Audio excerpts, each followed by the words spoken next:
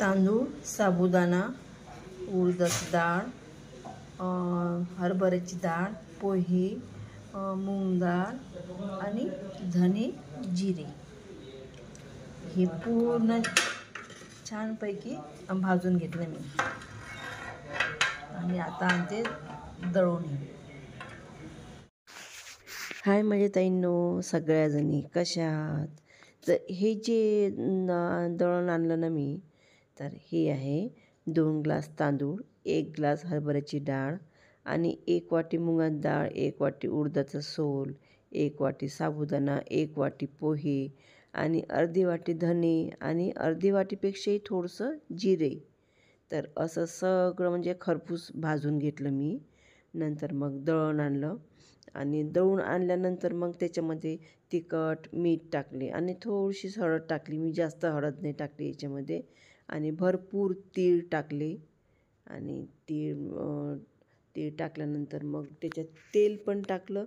ते पण एकदम कडक तेल टाकलं, कारण की कडक तेल टाकलं ना तर आपल्या जे चकल्या आहेत ना एकदम खरपूस म्हणजे क्रिस्पी होतील. त्याच्यामुळे मग एकदम कडक कडक तेल टाकलं त्याच्यामध्ये. मीठ वगैरे सगळं टाकलेलं आहे याच्यामध्ये. आणि ते गरम गरम लागते ना आपल्या हाताला, त्याच्यामुळे मग पहिले सराट्याने सगळं फिरवून घेतलं ते. आणि नंतर एकीकडे मी गरम पाणी पण ठेवलं, चांगलं एकदम गरम पाणी गॅसवर गरम पाणी करायला ठेवलं. आणि हे सगळं फिरवलं ना मग त्याच्यात ते पाणी टाकून देते आपल्याला जसं लागलं तसं. आणि हे भिजवायला माहीत आहे का, गरमच पाणी पाहिजे, जेणेकरून आपल्या चकल्या छान झाल्या पाहिजे आणि क्रिस्पी झाल्या पाहिजे. त्यासाठी गरम पाणीच पाहिजे आपल्याला. आणि चकल्याचं एवढं इझी आहे ना ताईंनो, फक्त ते भाजून घ्यावं लागते. जेवढं छान तुम्ही भाजसाल ना तांदूळ वगैरे, तांदूळ डाळी, तर तेवढी आपली चकली छान होईल. तर त्याच्यामुळे हे सगळं माहीत आहे का भाजणीवर आहे आपल्या. चांगल्या प्रकारे डाळी वगैरे भाजल्या की आपल्या चकल्या पण चांगल्या होतील. त्याच्यामुळे मग भाजण्याकडे आपण जास्तीत जास्त लक्ष दिलं पाहिजे.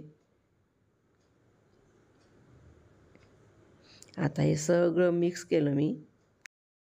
नंतर मग गरम पाणी झालं आणि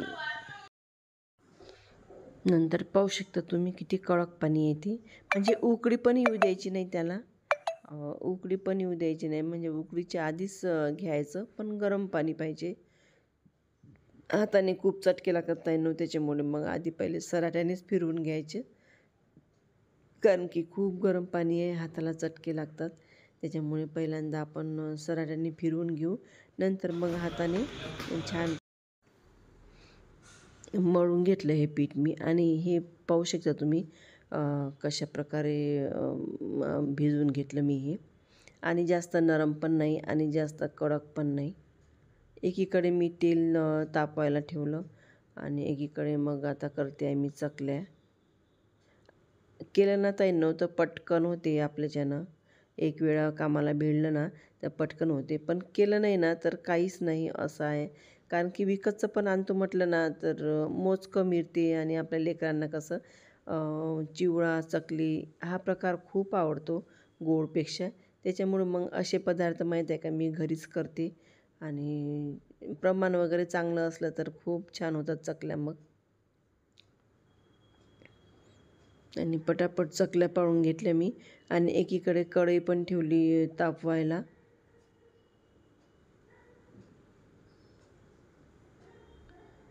चांगलं भिजवल्या गेलं ना पीठ तर पटापट चकल्या पण आपल्या काढणं होतील.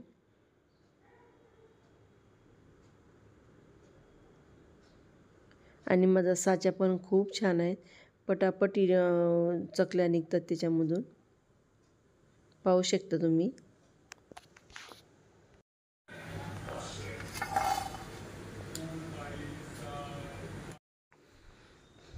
आपण जर हाताने चकली तेलात टाकली नव्हतं त्याची कडी वगैरे तुटायची भीती वाटते.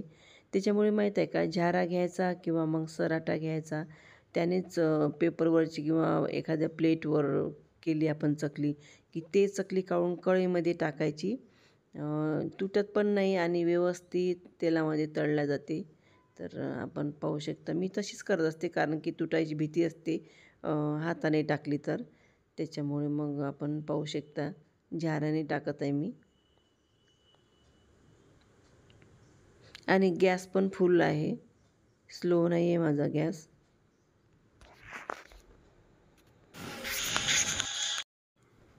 आणि माझ्या चकल्याचा कलर पाहू शकता तुम्ही, आणि आकार पण पाहू शकता, आणि किती छान दिसत आहेत ते पाहू शकता. जशा छान झाल्या त्या तशा चवदार पण झाल्या. खूप छान टेस्ट झाली माझ्या चकल्यांची. आणि मुलांना अशाच आवडतात, तिखट मीठ असलेल्या छानपैकी, आणि चिवडा त्याच्यामुळे मग मी हे 2 आयटम आहे ना भरपूर करत असते मुलांसाठी. आता ही जी तयारी आहे ना ताईंनो, ही तयारी आहे माझ्या बेसनाच्या लड्डूची. आधी मी बेसन घेतलं 1 किलो, छान चाळून घेतलं, आणि त्याच्यामध्ये चिमूटभर मीठ टाकलं, आणि अर्धी वाटी तेल टाकलं, आणि छानपैकी ते पाण्याने भिजवून घेतलं. आणि भिजवल्यानंतर मग असा गोळा झाला, आणि असं बनवलं मी. जास्त पाहू शकता तुम्ही, म्हणजे एकदम नरम पण नाही आहे. पोळ्याची कणिक जी भिजवतो ना आपण, त्याच्यापेक्षा थोडी कडक कणिक भिजवली. आणि त्याचे मग छोटे छोटे उंडे केले, आणि त्या उंड्याचे केले मी पुऱ्या, आणि ते पुऱ्या केल्या अशा प्रकारे. सगळ्याच्या पुऱ्या करून घेतल्या मी, कारण की ह्या पुऱ्या मग आपल्याला तळायच्या आहे. आणि पुऱ्यापासून मी लड्डू करत असते. तर बघा अशा प्रकारे पुरी करते, आणि हे तळत आहे. आणि हे पण चांगली कडक होऊ देते, आणि थोडासा ब्राऊन कलर येऊ देते. ब्राऊन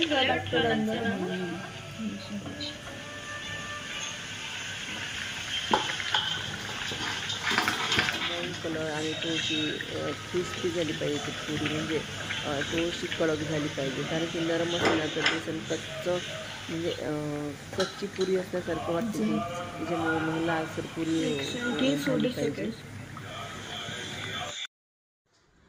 पुऱ्या थंड झाल्या ना ताईंनो, तर ते काढल्या मी मिक्सरमधून. पहिल्यांदा त्याचे एकदम बारीक बारीक तुकडे केले, नंतर मग ते बारीक तुकडे केल्यानंतर काढलं मिक्सरमधून, आणि एकदम बारीक केलं ते मिक्सरमधून बारीक काढलं. आणि त्याच्यामध्ये मग टाकलं मी तूप गरम करून, आणि काजू, बदाम, मनुके, विलायची, हे सगळे ड्रायफ्रूट्स टाकले मी त्याच्यामध्ये. आणि मग साखर माहीत आहे का, 1 किलोला थोडीशी कमी. 1 किलो होतं माझं हे, तर 1 किलोला थोडीशी कमी माहीत आहे का गॅसवर ठेवली होती, आणि त्याच्यात 1.5 ग्लास पाणी टाकला होता. पाणी टाकलं होतं मी, आणि 1.5 ग्लास पाणी आणि 1 किलो साखर हे चांगली विरघळू दिली. म्हणजे असं नाही आहे ताईंनो की पाक आला पाहिजे किंवा मग एकतारी पाक झाला पाहिजे, असं काहीच नाही याला. साखर विरघळली की लगेच तो पाक आपण घेऊ शकतो, आणि तो गरम गरम पाक असते ना तो तसाच टाकायचा. आणि 1 किलोला माहीत आहे का ताईंनो, तर 1 किलोला मी मोठी वाटी साजूक तूप घेतलेलं आहे त्याच्यामध्ये 1 किलोला. आणि हे सगळं एकजीव केलं मी. आणि हे बघा आता लाडू किती छान होत आहेत ते. हे लाडू एवढे आवडतात ना माझ्या मुलांना, खूप आवडतात. त्याच्यामुळे मग मी आठवणीनं करते. आणि माहीत आहे का, दिवाळीलाच नाही तर 1-1.5 महिन्यातून माझे हे लाडू असतातच, करतच असते मी. आणि हे लाडू इतके टेस्टी लागतात ना, आपण पाहू शकता. माझे लड्डू पण झाले, आणि वर ते माहीत आहे का पंपकिन आणि सनफ्लॉवर, म्हणजे आपले सूर्यफुलाचे बिया, हे पण लावलेले आहे. त्याच्यामुळे आणखी चव आली या लड्डूला. खूप छान झाले लड्डू हे. तर माझा व्हिडिओ पाहिल्याबद्दल धन्यवाद ताई सगळ्यांचे, आणि हॅप्पी दिवाळी.